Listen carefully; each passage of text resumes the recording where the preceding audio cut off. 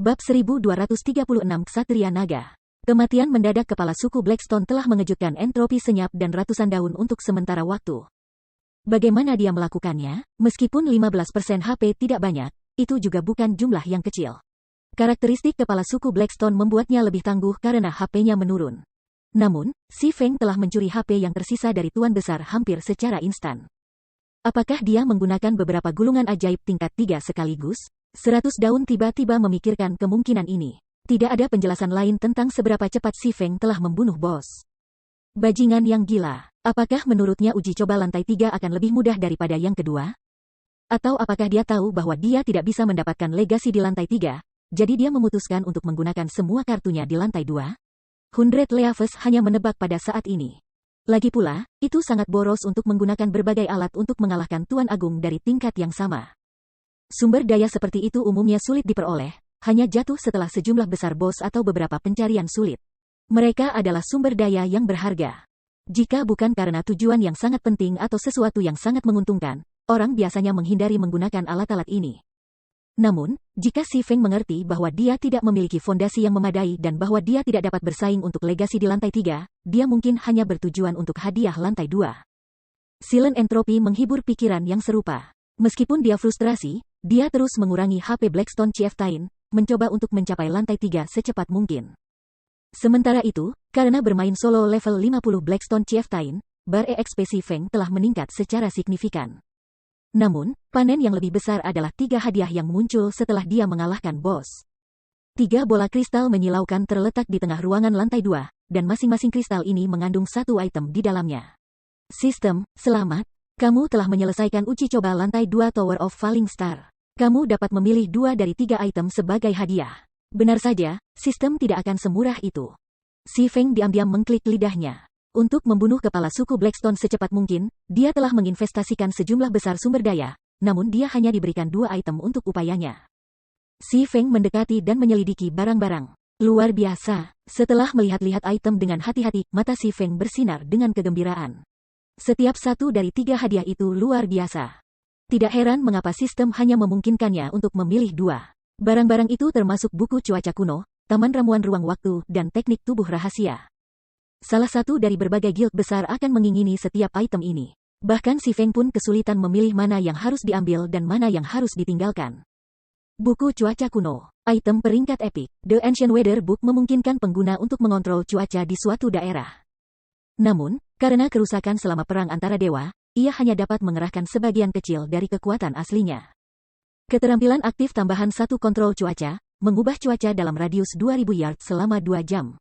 Cooldown, 10 jam.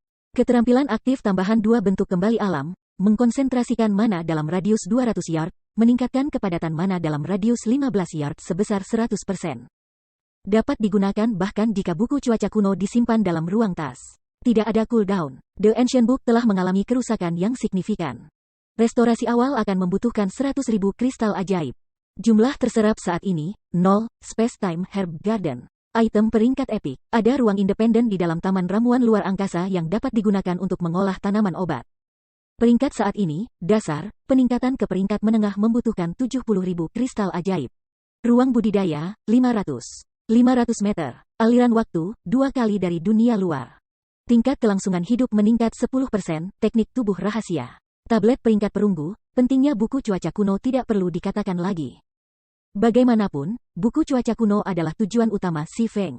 Selain dari keterampilan kontrol cuaca, yang bisa menjadi keuntungan signifikan dalam pertempuran laut, buku ini juga dapat digunakan untuk melatih dan meningkatkan diri sendiri.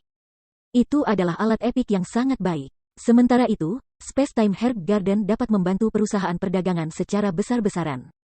Di Guts Domain, sementara memulung di ladang adalah sumber ramuan utama kebanyakan guild, ada metode lain yang bisa digunakan pemain untuk mendapatkan herbal, mereka bisa mengolahnya sendiri. Namun, memiliki kota sendiri adalah prasyarat. Praktis mustahil bagi pemain independen untuk mengolah ramuan mereka sendiri. Secara umum, hanya geng yang bisa melakukan hal seperti itu. Karena kota memiliki ruang terbatas, guild jarang menjadikan ini prioritas. Biasanya, guild yang ingin melakukannya hanya akan mencobanya setelah menempati sejumlah besar kota dengan banyak ruang kosong. Selain itu, membudidayakan herbal bukanlah tugas yang mudah. Tidak hanya menghabiskan waktu, tetapi juga membutuhkan banyak tenaga untuk mengelola. Yang paling penting, tingkat kelangsungan hidup herbal tidak tinggi. Lebih sering daripada tidak, biaya budidaya ramuan lebih tinggi dari nilai pasarnya. Namun, Spacetime Herb Garden berbeda. Meskipun tidak menawarkan banyak ruang, itu bisa meningkatkan aliran waktu serta tingkat kelangsungan hidup. Efek-efek ini membuat nilai Spacetime Herb Garden setara dengan Ancient Weather Book. Selain itu, Taman Herb hanya peringkat dasar saat ini. Itu bisa diperbaiki. Jika dikelola dengan baik, itu bisa menjadi tambang emas. Terakhir, teknik tubuh rahasia. Menurut pemahaman Si Feng saat ini tentang tablet teknik rahasia, teknik badan rahasia sangat jarang.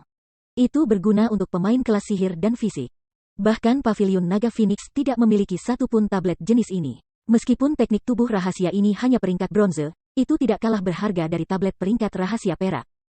Setelah mempertimbangkan ketiga item, Si Feng menyadari bahwa mereka sama berharganya dengan persekutuan. Dia berharap bisa pergi dengan ketiganya.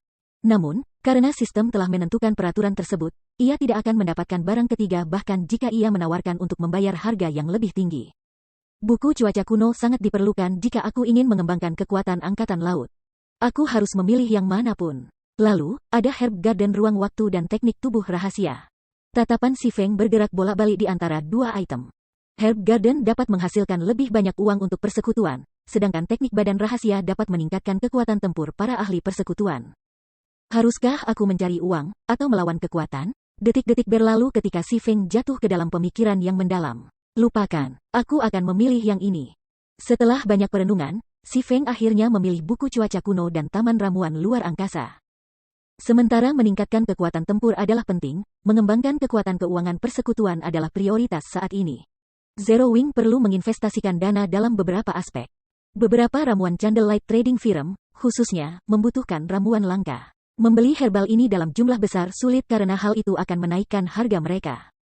Daripada memberi orang lain keuntungan, itu lebih menguntungkan untuk mengolah ramuan yang diperlukan sendiri. Sekarang para pemain semakin dekat ke level 50, mereka akan mengalami lingkungan yang parah di peta masa depan. Pemain akan membutuhkan lebih banyak ramuan saat mereka mengeksplorasi dan naik level. Jika dia bersiap untuk kemungkinan itu dengan benar, dia bisa menghasilkan banyak uang. Yang paling penting, Si Feng mengingat suatu hal. Di masa lalu, perusahaan perdagangan Freedom Alliance telah naik ke ketinggian yang mengesankan. Ini terutama karena ramuannya. Meskipun tidak memiliki master alkemis yang luar biasa, perusahaan perdagangan Freedom Alliance telah bersaing dengan banyak perusahaan perdagangan maritim yang kuat. Sekarang Si Feng melihatnya, keberhasilan aliansi kebebasan dihasilkan dari Silent Entropy yang mendapatkan Herb Garden Spacetime. Meskipun banyak sumber daya tersedia di laut, ada kekurangan herbal yang parah. Dengan Spacetime Herb Garden, orang bisa dengan mudah mengimbangi ini. Setelah itu, sistem menempatkan kedua item ke dalam ruang tas Si Feng. Pada saat yang sama, penghalang yang mengelilingi tangga ke lantai 3 menghilang. Ini adalah lantai 3. Setelah Si Feng muncul dari tangga, dia terpana dengan apa yang dilihatnya. Dia berdiri di puncak gunung besar, lautan awan melayang di bawah. Seorang pria paruh baya dengan baju besi perak berdiri di tengah kamar ini. Setelah mengamati dari dekat, Si Feng menemukan bahwa pria paruh baya itu sebenarnya adalah seorang NPC tier 4. Apalagi pria itu memiliki kelas puncak, Ksatria Naga. Bab 1237 menantang NPC tier 4. Sidang tidak bisa menjadi duel melawan NPC ini kan? Si Feng bingung kata-kata saat dia melihat Ksatria Naga lapis baja perak. Sebagai kelas puncak, pertahanan dan kekuatan Ksatria Naga lebih unggul daripada kelas Guardian Knight dan Berserker. Selanjutnya, NPC sebelum dia adalah kelas tier 4, setara dengan monster mitik. Bahkan jika dia memiliki tas yang penuh dengan alat yang kuat, dia bukan tandingan NPC dalam pertarungan 1 lawan 1. Tidak seperti monster, NPC memiliki kecerdasan yang sangat tinggi. Kemampuan mereka untuk berurusan dengan alat berada di luar monster apapun. Sekelompok pemain biasa yang menggunakan alat khusus mungkin bisa menantang, dan bahkan mengalahkan, monster mitik. Namun, jika lawan para pemain ini adalah NPC tingkat 4, mereka bahkan tidak akan memiliki sedikit pun harapan. Ini juga mengapa beberapa pemain mungkin mampu mengalahkan monster mitik di Dungeons, tetapi tidak berdaya jika NPC tier 4 memutuskan untuk merampok mereka di siang hari bolong. Kelas Dragon Knight juga bukan kelas biasa. Rinnebeck, Wakil Komandan Night Kuil Dewa Laut. Manusia, Ksatria Naga tingkat 4. Level 50. HP 19 juta per 19 juta. Dalam Gods Domain, kuil ilahi seperti kuil perang dewa dan kuil dewa laut biasanya memiliki divisi ksatria mereka sendiri. Bahkan anggota normal divisi-divisi ini akan menjadi orang-orang yang sangat berpengaruh di kerajaan, belum lagi wakil komandan, bahkan raja harus menunjukkan rasa hormat kepada orang-orang ini. Setelah itu, Si Feng mulai mencari petunjuk yang berkaitan dengan persidangan lantai 3. Namun, bahkan setelah memeriksa kamar untuk waktu yang lama, dia tidak dapat menemukan monumen pengantar seperti yang ada di lantai 2. Juga tidak ada bilah kemajuan. Hanya ada arai sihir besar yang diukir di tanah dan Rinebek berdiri di tengahnya. Sepertinya aku harus mengambil langkah ini satu persatu. Gagal menemukan petunjuk, Si Feng memutuskan untuk berhadapan langsung dengan Rinebek. Seketika Si Feng melangkah ke arai sihir, aura kuat menyapu dirinya, membuatnya sulit untuk mengambil langkah maju. Dia merasa seolah-olah telah melangkah ke rawa berlumpur, gerakannya melambat menjadi merangkak. Ketika Si Feng berada dalam jarak 20 meter dari Rinebek, NPC akhirnya mengalihkan pandangannya ke arah Si Feng, niat membunuh samar yang berkedip di mata pria itu. Tiba-tiba, Si Feng merasa semakin sulit untuk bergerak. Petualang, kamu seharusnya tidak datang ke tempat ini. Jika kamu tidak ingin mati, kembali, kata Rinebek tegas. Tidak sembarang orang bisa mendapatkan warisan Dewa Laut. Lord Dragon Knight, aku ingin menerima tantangan bahkan jika aku tidak bisa berhasil, jawab Si Feng dengan sungguh-sungguh. Dia datang sejauh ini. Bagaimana dia bisa pergi setelah hanya beberapa kata? Apakah kamu yakin ingin menerima tantangan? Kata Rinebek, sedikit nada mengejek.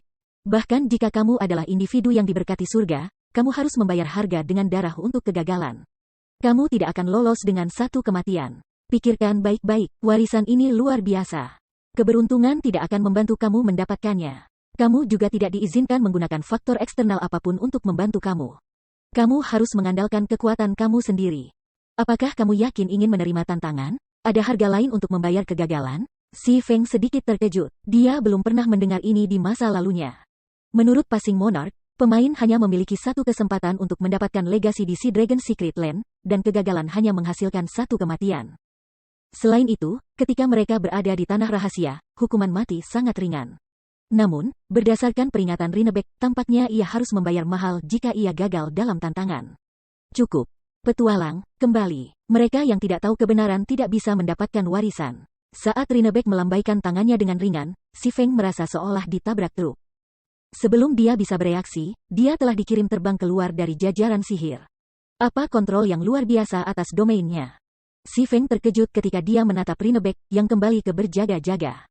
Sudah menjadi rahasia umum bahwa tingkat 4 adalah titik balik yang sangat besar dalam domain dewa. Perbedaan terbesar yang memisahkan kelas tier 4 dan tier 3 adalah kemampuan mereka untuk mengontrol domain. Namun, tier 4 NPC bisa, paling banyak, menekan musuh mereka dengan domain mereka, membuatnya sulit bagi musuh mereka untuk bergerak, namun Rinebek telah mengirim Si Feng. Pemain yang sangat dekat untuk mendapatkan kelas tier 2 mereka, terbang dengan gelombang dari tangannya. Kontrol Rinebek atas domainnya sudah bisa menyaingi monster abisal kuno di Valen Ark. Bahkan yang terlemah di antara monster abisal kuno itu telah mencapai tier 5 selama masa jayanya. Tingkat mereka hanya jatuh karena cedera parah. Dengan tekad bulat, Si Feng mendekati Rinebek sekali lagi. Konsekuensi untuk kegagalan mungkin parah, tetapi dia perlu tahu kebenaran yang telah Rinebek sebutkan. Apa yang NPC maksud dengan mereka yang tidak tahu kebenaran tidak bisa mendapatkan warisan? Tidak peduli apa, dia harus mencoba. Lord Dragon Knight, aku ingin melanjutkan tantangan. Si Feng menyatakan, petualang muda, karena kamu begitu bertekad, aku tidak akan menghentikanmu, kata Rinebek tersenyum.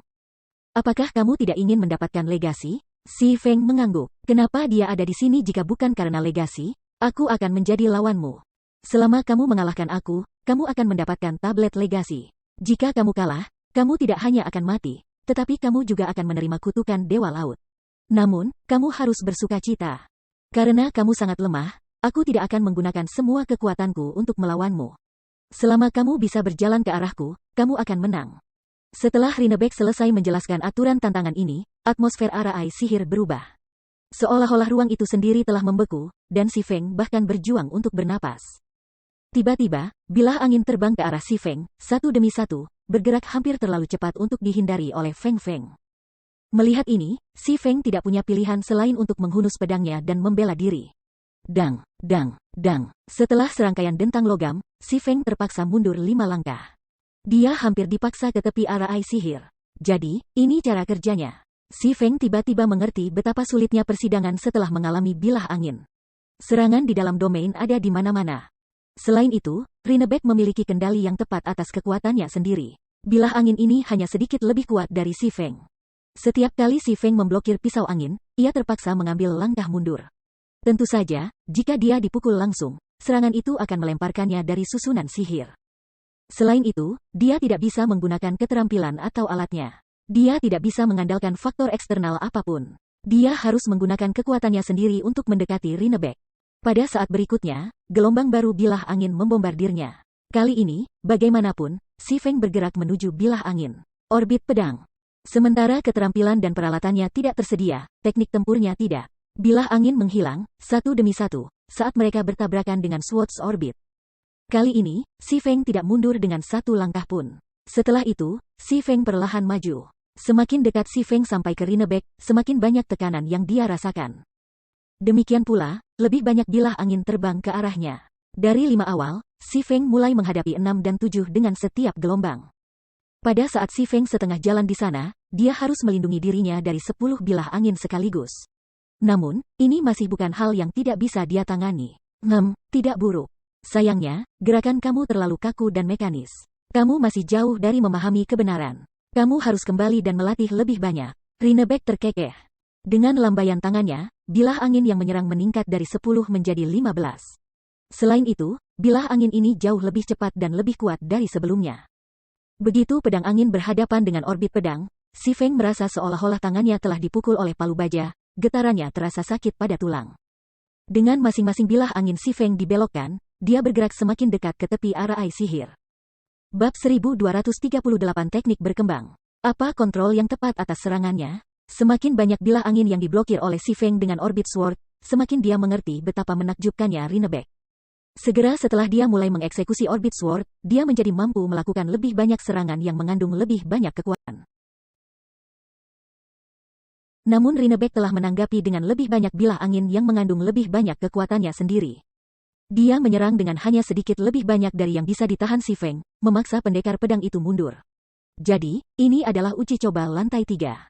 Ini benar-benar sebuah misteri bagaimana Silent Entropy berhasil berjalan pergi dengan legasi di masa lalu.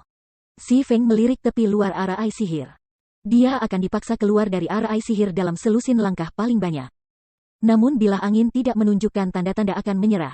Ketika Silent Entropy telah mendapatkan warisan Dewa Laut di masa lalu, pria itu hanya berada di alam air yang mengalir. Dalam hal teknik tempur, Silent Entropy jauh lebih lemah dari Si Feng saat ini, namun dia telah berhasil di mana Si Feng akan diledakkan dari arai sihir. Si Feng tidak bisa membungkus pikirannya. Bisakah yang disebut kebenaran itu tidak terkait dengan standar tempur pemain? Si Feng menebak. Tepat ketika Si Feng hampir diledakkan dari arai sihir, dia mengeksekusi Void Steps dan menghilang dari pandangan Rinnebeck. Teknik gerak kaki yang menarik. Senyum kecil menghiasi wajah Rinnebeck. Dia kemudian berbalik untuk melihat Si Feng, yang telah muncul di tempat lain, dan berkata, "Berapa lama kamu bisa menjaga itu?" Mengatakan demikian, Rinnebeck meluncurkan 15 bilah angin lagi. Sementara Si Feng mengeksekusi Void Steps sekali lagi untuk menghindarinya. Domain benar-benar mengesankan. Efek Void Steps terbatas terhadapnya. Meskipun Si Feng menghindari bilah angin yang masuk, dia tidak bisa bergerak di luar perbatasan arai dan mendekati Rinnebeck.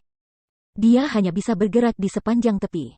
Void Steps adalah teknik gerak kaki khusus yang memaksa orang lain untuk secara aktif mengabaikan kehadiran pengguna. Meskipun Void Steps efektif terhadap Rinnebeck, teknik ini hanya mengalihkan perhatian NPC sejenak untuk menentukan lokasi tepat Si Feng, mencegah NPC dari menyegel gerakan Si Feng sepenuhnya. Tiba-tiba, entropi senyap dan ratusan daun naik ke lantai 3 juga. Ini, saat kedua pemain mencapai lantai 3, mereka terpana dengan pemandangan di depan mereka. Tidak seperti lantai pertama dan kedua menara bintang jatuh, semua penantang berkumpul di lokasi yang sama setelah mencapai lantai akhir. Oleh karena itu, mereka telah disambut oleh pemandangan Si Feng muncul dan menghilang dalam arai sihir, menghindari bilah angin yang tak terhitung jumlahnya. Mereka kemudian beralih ke lawan Si Feng, tetapi ketika mereka menyadari bahwa lawannya adalah tier 4 NPC, ekspresi mereka memburuk. Kita diharuskan bertarung dengan NPC tier 4 itu untuk uji coba lantai 3? Melihat Rinnebeck berdiri dengan bangga di pusat susunan, Hundred Leaves menuntut dengan marah. Bagaimana kita bisa menghapus ini? Tidak. Aku tidak berpikir kami diharuskan mengalahkan NPC. Kalau tidak, bocah itu akan mati, kata Silent Entropy sambil menggelengkan kepalanya. Ketakutan memenuhi matanya saat dia menatap Rinnebeck. Tier 4 NPC adalah keberadaan kelas atas bahkan di 12 kota utama se-ASEAN. Rinnebeck juga adalah wakil komandan divisi Ksatria Kuil Dewa Laut. Aku kira kita tidak akan melewati persidangan kali ini. Tidak mungkin bagi pemain kelas sihir seperti kita untuk menghindari begitu banyak bilah angin pada suatu waktu. Selain itu, tampaknya kita tidak bisa menggunakan mantra atau menggunakan alat di sini. Saat Hundred Leaves menyaksikan Si Feng berjuang, dia santai. Namun, ini bisa diterima. Meskipun kami tidak akan mendapatkan legasi, dia juga tidak. Namun, ketika Hundred Leaves mencoba meyakinkan komandan lainnya, Silent Entropy mendekati arah air sihir. Silent Entropy instan memasuki arah air sihir. Rinnebeck mengalihkan pandangannya ke arah pria itu. Yang lain yang tidak takut mati, Rinnebeck terkekeh. Apakah kamu yakin ingin menghadapi tantangan? Mencuri pandangan sekilas pada Si Feng, Entropy diam berbalik ke arah Rinnebeck dan mengangguk serius. Sangat bagus. Namun, karena kamu sangat lemah, aku tidak akan habis-habisan melawan kamu. Kamu akan lulus selama kamu tiba sebelum aku, jelas Rinnebeck. Segera setelah dia menyelesaikan penjelasannya, dua bilah angin melesat ke arah Entropy senyap, membuat elementalis tidak punya waktu untuk bersiap. Berbeda dengan bilah angin yang dihadapi Si Feng, dua bilah angin yang dihadapi Entropy senyap jauh lebih lambat. Sebagai tanggapan, Silent Entropy mulai menggandakan pemain, melawan pedang angin dengan dua Ice Arrows. Ledakan.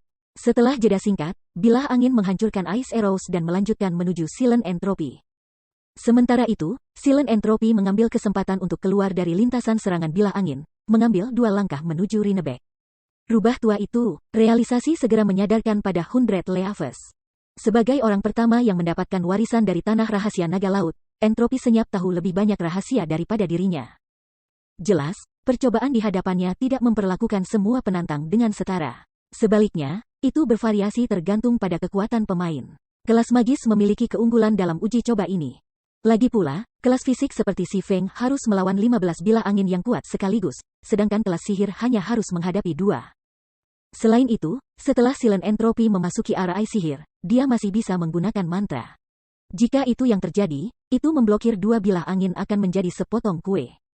Benar saja, Silent Entropy mendekati Rinnebeck, langkah demi langkah, dengan memblokir pedang angin dengan mantra-mantranya. Setelah menyadari sifat persidangan, Hundred Leaves berlari ke arah air sihir untuk menantang persidangan. Namun, meskipun Hundred Leaves juga membela diri dengan mantra, ia tidak bisa melanjutkan. Dia hanya bisa bergerak ke kiri atau ke kanan untuk menghindari bilah angin yang masuk. Apa yang sedang terjadi? 100 daun bingung ketika dia melirik Silent Entropy, yang telah mengambil lebih dari selusin langkah ke depan. Apakah bilah angin aku lebih kuat? Dia juga menangkap casting ganda dan menyerang bilah angin dengan mantranya, namun dia dipaksa untuk menghindar ke kiri dan kanan, tidak maju. Jika dia maju dengan ceroboh, kedua bilah angin akan menyerangnya. Melihat Si Feng dan Hundred Leaves, Silent Entropy tersenyum ketika dia berkata, kalian anak-anak sangat mengesankan. Sangat disayangkan bahwa kamu mengalami terlalu sedikit kesulitan. Aku akan menerima warisan pada perilaku kamu. Silent Entropy mengambil langkah maju dan akhirnya mencapai titik setengah jalan. Tidak buruk, sepertinya kamu memiliki pemahaman awal tentang kebenaran, petualang. Apa yang akan kamu lakukan dengan ini? Mengatakan demikian, Rinnebeck tersenyum dan melambaikan tangannya dengan ringan. Tiba-tiba, Silent Entropy harus menghadapi 3 bilah angin daripada 2. Bilah angin juga tumbuh sedikit lebih cepat. Sial, mereka menjadi lebih kuat. Ekspresi Silent Entropy menjadi gelap. Dengan tergesa-gesa, dia menggunakan 2 Ice Arrows untuk memblokir 2 bilah angin. Sayangnya, dia tidak punya pilihan selain menghindari ke kanan untuk menghindari yang ketiga. Dia tidak lagi bisa maju. 100 daun tidak bisa menyembunyikan senyumnya. Dia khawatir Silent Entropy akan benar-benar merebut legasi. Sepertinya tidak ada dari kita yang akan mendapatkan legasi kali ini. Karena itu yang terjadi, aku tidak akan membuang waktu aku di sini. Setelah melihat hasil ini, Hundred Leaves kehilangan minat. Namun, ketika Hundred Leaves akan menyerah dan pergi, Si Feng, yang diam-diam mengamati 2 lainnya dari samping, membuat langkahnya. Aku melihat, tidak heran mengapa aku tidak bisa melewati mereka sebelumnya. Si Feng bergumam dengan nada mengejek diri sendiri. Apakah kamu mempelajari sesuatu? 100 daun bertanya ketika dia melihat Si Feng tertawa tanpa alasan yang jelas. Namun, Si Feng tidak repot-repot menjawabnya. Sebagai gantinya, dia bergerak maju untuk menyambut bilah angin yang mendekat sebelum mengeksekusi Orbit Sword. Dang, dang, dang. Setelah serangkaian dentang, dia melompat ke depan, bukannya terjatuh. Bagaimana ini mungkin? 100 daun tercengang, tidak dapat memahami apa yang baru saja terjadi. Mustahil. Siluman Entropy juga terkejut. Bagaimana kamu bisa menggenggamnya begitu cepat? Aku ingin kamu berterima kasih untuk itu. Aku tidak akan menemukan ini tanpa kamu. Pada saat ini, Si Feng merasa senang. Dia akhirnya mengerti mengapa Rinnebeck mengatakan gerakannya kaku dan mekanis. Dia tidak berpikir di luar kotak. Baik gaya bertarungnya dan pemanfaatan tekniknya kaku dan canggung. Dia hanya tahu cara mempelajari teknik, bukan bagaimana membuat teknik itu sendiri. Silent Entropy dapat bertahan dan maju karena dia tidak berhenti bergerak saat dia menggunakan Ice Arrows-nya. Di sisi lain, Hundred Leaves hanya bergerak setelah dia selesai menggunakan spell-nya. Ketika dia mulai bergerak kemudian, wajar saja dia tidak punya cukup waktu untuk maju. Sekarang si Feng mengerti kebenaran ini, dia bisa memblokir bilah angin jauh lebih mudah. Dalam sekejap mata, si Feng melintasi titik tengah. Pada saat yang sama, Rinnebeck meningkatkan jumlah bilah angin yang dia kirim ke si Feng. Namun, NPC hanya menambahkan satu bilah angin kali ini. Bagi si Feng, yang telah mencapai Void Realm, peningkatan kecil ini tidak masalah. Dengan menangkis serangan saat bergerak, dia telah menembus blokade bilah angin. Setelah melihat si Feng melewati tanda setengah jalan, Silent Entropy bergumam tidak percaya, apakah dia monster? Setelah beberapa saat singkat, si Feng berdiri di depan Rinnebeck. Bab 1239 warisan terkuat diperoleh. Baik, luar biasa. Sebuah tanda pujian muncul di mata Rinnebeck saat dia melihat si Feng, tidak seperti ketidakpedulian sebelumnya. Dia menatap si Feng seolah-olah dia adalah junior yang sangat baik. Siapa dia? Siluman Entropi memasang ekspresi tak percaya ketika dia melihat si Feng, tidak bisa menenangkan jantungnya yang berdebar kencang. Dia telah belajar untuk membuat teknik pertempuran sendiri setelah menyelesaikan uji coba warisan terakhir kali. Namun, pencapaian itu lebih mudah diucapkan daripada dilakukan. Banyak teknik di domain dewa yang ekstrim dan bertentangan dengan gerakan alami manusia. Program otak memperbaiki sinyal untuk memanipulasi otot-otot tubuh berdasarkan kebiasaan seseorang, yang memungkinkan mereka melakukan tindakan lebih cepat dan lebih efisien. Jika seseorang ingin mengeksekusi teknik pertempuran ekstrim domain dewa dengan cepat, mereka perlu mengubah sinyal otak mereka. Silent Entropy telah menghabiskan 1 bulan penuh membentuk kembali kebiasaannya untuk sampai ke tempat dia sekarang. Namun, setelah menonton penampilannya selama beberapa saat, si Feng telah mengeksekusi yang sama hingga tingkat yang terampil. Karena seseorang telah lulus persidangan, sisanya bisa pergi. Rinnebeck mengumumkan, melambaikan tangannya sekali lagi. Tiba-tiba, entropi senyap dan 100 daun diteleportasi keluar dari Tower of Falling Star. Dalam sekejap mata, kedua pemain muncul di area istirahat. Komandan, mengapa kamu keluar begitu cepat? Scorpion, yang telah berjaga di dekat kuil kebangkitan, bertanya dengan heran ketika 100 daun muncul.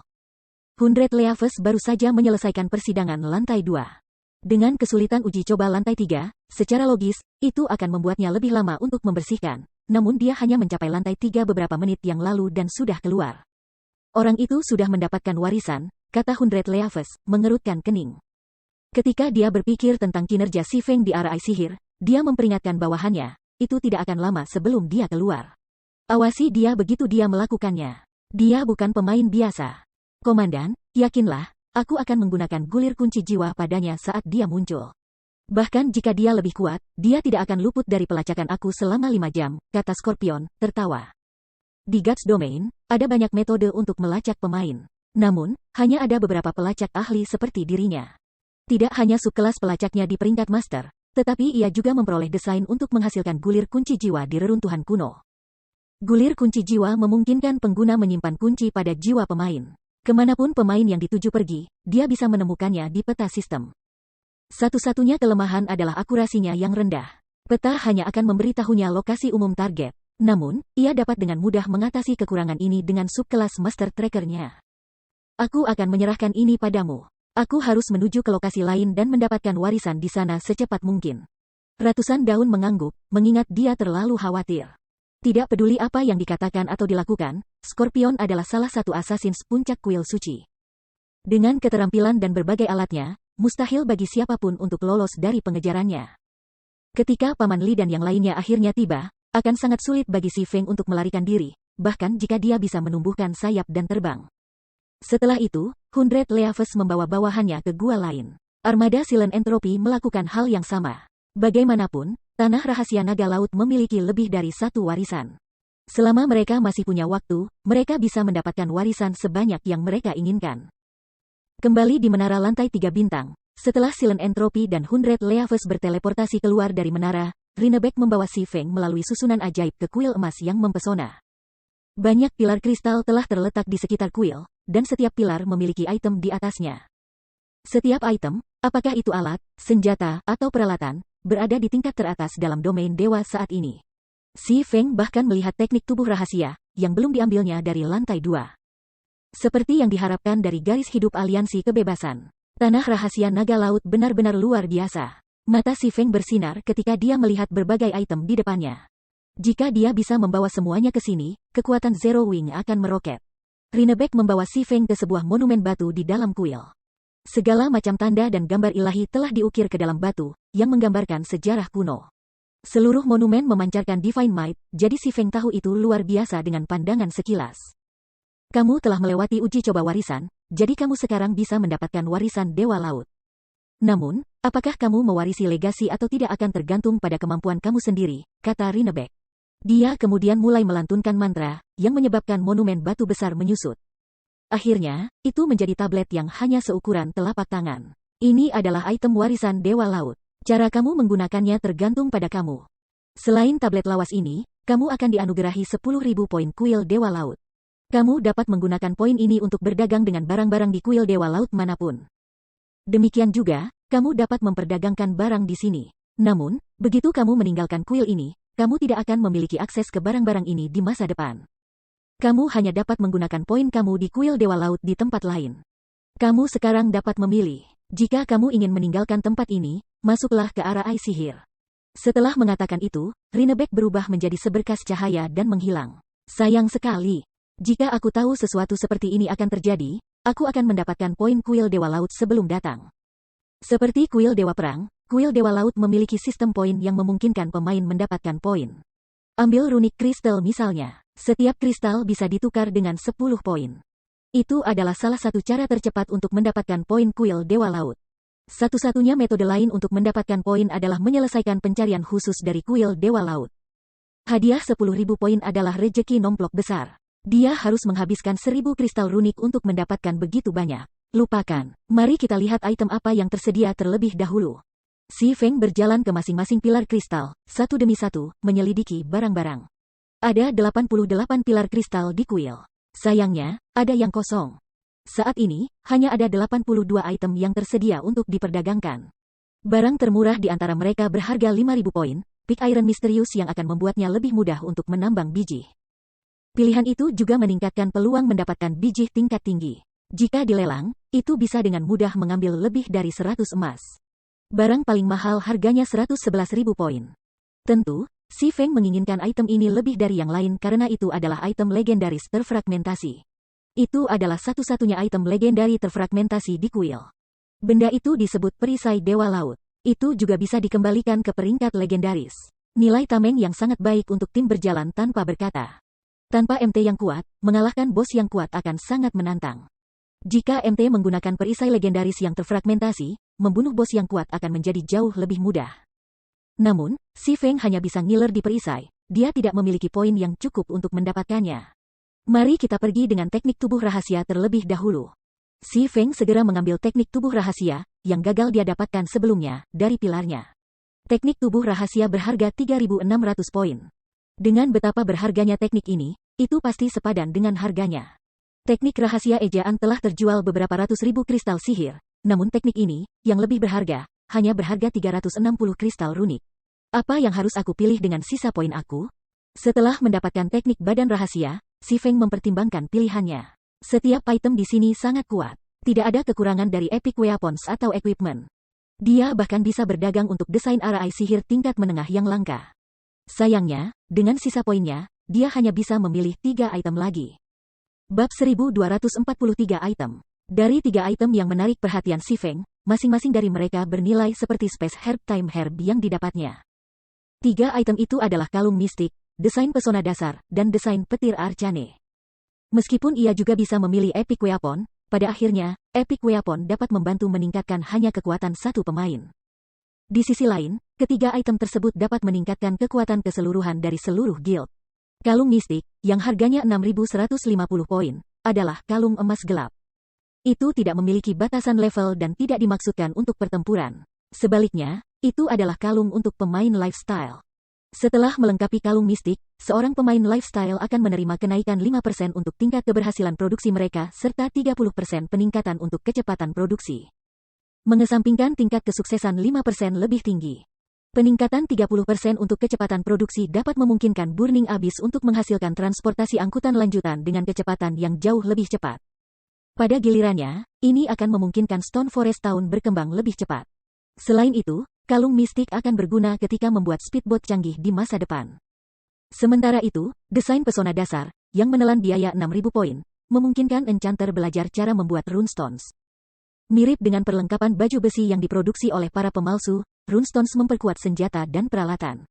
Namun, tidak seperti perlengkapan baju besi, itu adalah barang-barang konsumsi. Seperti ramuan, mereka memiliki periode efektif. Selain itu, pemain hanya bisa memperkuat satu item sekaligus dengan mereka. Meski begitu, runestones masih sangat dicari item dan telah menjadi salah satu item yang harus dimiliki ketika merampok dungeons di kehidupan masa lalunya. Saat itu, runestone dasar dijual seharga 20 perak. Namun demikian, para pemain masih berjuang untuk membelinya. Bagaimanapun, basic runestone dapat memperkuat item sebesar 10% selama 10 jam. Jika digunakan pada senjata pemain atau perisai MT, itu akan membawa hasil yang cukup besar. Adapun desain petir Arcane, itu juga luar biasa. Harganya 6.300 poin dan item yang sangat langka yang membutuhkan alkemis dan engineer. Arcane Lightning memiliki kekuatan penghancur yang ekstrim yang lebih unggul daripada gulungan ajaib tier 2 biasa dan memiliki jangkauan efektif 15 yard. Di masa lalu, pemain kaya yang memasuki Gods Domain setelah permainan telah diluncurkan untuk beberapa waktu akan sering menggunakan Arcane Lightning untuk mengerjakan level. Namun, sementara level mereka benar-benar melambung tinggi, jumlah uang yang mereka habiskan juga konyol, karena Arcane Lightning tunggal bahkan lebih mahal daripada Frosted lanjutan. Masing-masing dijual seharga sekitar 6 emas. Selain itu, bahkan jika seseorang membuat petir Arcane sendiri, pengeluaran tetap sangat tinggi. Hanya bahan yang dibutuhkan untuk menghasilkan satu biaya 1 emas. Bergantung pada orang yang memproduksinya, setiap petir Arcane bisa berharga antara 2 hingga 4 emas. Ketiga item itu bisa membuat guild tergiur karenanya. Bahkan si Feng merasa sulit untuk memilih di antara mereka. Jika aku harus memilih satu, itu harus menjadi sesuatu yang dapat membantu persekutuan dalam waktu dekat. Sementara Arcane Lightning adalah item yang bagus untuk menggiling monster dan melakukan PvP, sangat disayangkan bahwa terlalu banyak waktu dan uang untuk membuatnya. Selain itu, untuk memproduksinya akan membutuhkan Master Engineer dan Master Alchemist agar efisien biaya. Si Feng menggelengkan kepalanya saat dia melihat desain petir Arcane. Setelah memutuskan untuk menyerah, dia mengalihkan pandangannya ke kalung mistik dan desain pesona dasar. Kalung mistik akan sangat membantu hanya satu pemain lifestyle, dan dalam jangka pendek, kegunaannya akan terbatas pada mempercepat produksi kereta angkutan lanjutan. Pada akhirnya, sepertinya desain pesona dasar adalah pilihan yang lebih baik. Basic runestone akan menjadi anugerah bagi pemain biasa dan elit. Itu adalah barang yang sangat bermanfaat bagi persekutuan besar. Saat ini, berbagai geng besar di domain dewa seharusnya belum mendapatkan desain pesona dasar. Jika dia bisa memproduksi runestones dasar secara massal, mereka pasti akan menjual seperti kue panas. Selain itu, biaya pembuatan basic runestone tidak terlalu tinggi, hanya sekitar 7 perak. Kesulitan produksinya dan waktu produksinya juga relatif rendah. Bahkan Advanced Enchanter dapat memproduksinya pada tingkat yang dapat diandalkan. Ini adalah kesempatan yang baik untuk memperpanjang ketenaran perusahaan perdagangan Candlelight lebih lanjut. Selain itu, desain pesona dasar berbeda dari desain produksi reguler, di mana setiap desain biasanya hanya memungkinkan satu pemain untuk mempelajarinya. Hingga 5 enchanter dapat mempelajari desain pesona dasar. Karenanya, tidak perlu khawatir volume produksi terlalu rendah. Setelah itu, si Feng memilih untuk menukar desain pesona dasar. Poinnya yang tersisa segera turun menjadi hanya 400. Sekarang aku sudah mendapatkan semua yang harus aku dapatkan, sudah saatnya aku meninggalkan tempat ini. Si Feng menyimpan desain pesona dasar dengan kepuasan sebelum berbalik dan berjalan ke arah sihir teleportasi. Di daerah sisa legasi Dewa Laut, Passing Monarch dan anggota armada ketiga lainnya saat ini berlama-lama di pulau itu. Meskipun mereka belum menyelesaikan persidangan lantai 2 Tower of Falling Star, mereka telah memperoleh panen yang cukup dari teknik footwork rahasia yang diajarkan di lantai pertama. Meskipun mereka tidak berhasil menguasai gerak kaki, mereka masih bisa menggunakannya untuk referensi. Tidak seperti pemain di darat, pemain di SASN berfokus terutama pada pertempuran laut. Para pemain tidak pernah mencoba memasukkan teknik pertempuran pribadi ke dalam pertempuran laut. Namun, setelah mempelajari teknik footwork rahasia, mereka menyadari bahwa hal seperti itu mungkin terjadi. Komandan, lihatlah sisi musim panas identik. Mereka tampaknya tidak menunjukkan tanda-tanda pergi sama sekali. Apakah kamu pikir mereka berencana untuk mencuri legasi? Blue Joy bertanya dengan cemas ketika dia melihat kelompok Identical Summer, yang saat ini sedang beristirahat di kejauhan. Dalam pertempuran laut sebelumnya, Identical Summer dan Heavenly Speeder sama-sama menderita kerugian yang menyedihkan. Khususnya, musim panas Identik telah kehilangan perahu layar kecilnya untuk Si Feng. Hanya orang bodoh yang mudah tertipu yang akan percaya bahwa ia tidak memiliki motif tersembunyi sekarang. Abaikan dia. Jika mereka tidak bisa mengambil keuntungan dari kita sebelumnya, itu bahkan lebih mustahil bagi mereka untuk melakukannya sekarang. Daripada berkemah di sini, akan jauh lebih baik bagi mereka untuk hanya mencari warisan di gua-gua lain, kata Passing Monarch, tertawa kecil. Dia sama sekali tidak keberatan dengan Identical Summer dan Heavenly Speeder. Setelah Ye Feng kembali, kita akan segera menuju gua lain. Sebelumnya, pertempuran mereka melawan paus sihir telah kehilangan mereka lebih dari setengah anggota mereka. Para penyintas juga dalam kondisi babak belur. Bahkan saat itu, mereka masih berhasil menang melawan armada Identical Summer dan Heavenly Speeder.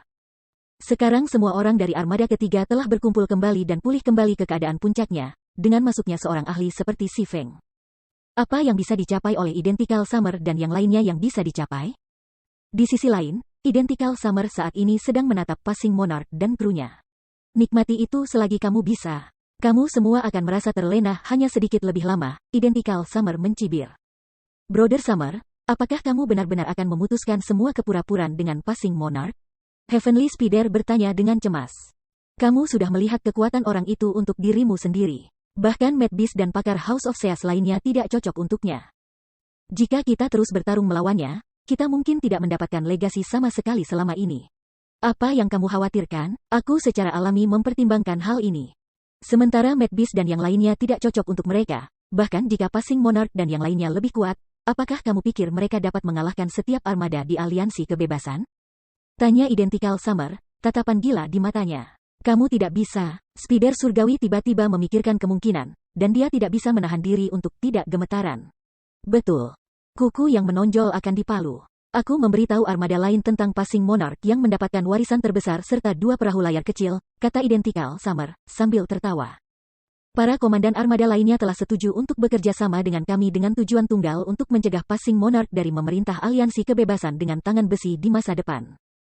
Apakah itu 2 perahu layar kecil atau warisan terkuat dari tanah rahasia naga laut? Passing Monarch seharusnya tidak berpikir untuk mempertahankan keduanya. Di laut, kita mungkin tidak bisa melakukan apapun terhadap Passing Monarch sekarang karena dia memiliki 2 perahu layar kecil. Namun, di darat, hanya kematian yang menunggu mereka. Para ahli dari armada lain telah lama bersembunyi di pulau itu. Begitu orang itu keluar, itu akan menjadi kiamat bagi Passing Monarch dan krunya, kata Identical Summer, tertawa dengan gila-gilaan. Operasi kali ini melibatkan tidak hanya armada kedua dan keempat tetapi juga setiap armada lain selain armada ketiga. Bahkan Entropi Senyap dan ratusan daun telah mengirim beberapa bawahan mereka untuk membantu. Bahkan jika Passing Monarch menggandakan jumlah anggota armadanya, dia tidak akan memiliki peluang kemenangan sama sekali. Pada saat ini, seorang asasin, yang menyelinap di sekitar kuil kebangkitan, tiba-tiba melaporkan, Komandan, orang itu baru saja keluar dari kuil kebangkitan.